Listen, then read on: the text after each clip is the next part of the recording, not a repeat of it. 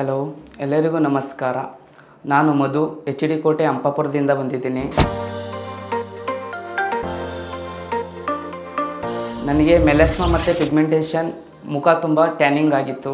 ನನ್ನ ನೇಬರ್ಸ್ ನನಗೆ ವಿಕೇರ್ನ ಸಜೆಸ್ಟ್ ಮಾಡಿದ್ರು.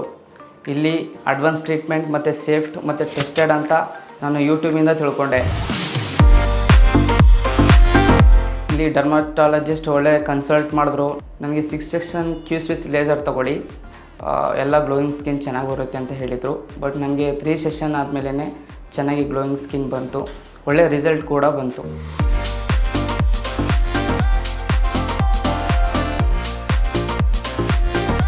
ನನ್ನ ಮುಖ ತುಂಬ ಟ್ಯಾನಿಂಗ್, ಪಿಗ್ಮೆಂಟೇಷನ್ ಮತ್ತು ಮೆಲಸ್ಮಾ ಇರೋದ್ರಿಂದ ನಾವು ಹೊರಗಡೆ ಹೋಗೋಕ್ಕೆ ಶಾಯಿ ಫೀಲ್ ಆಗ್ತಿತ್ತು.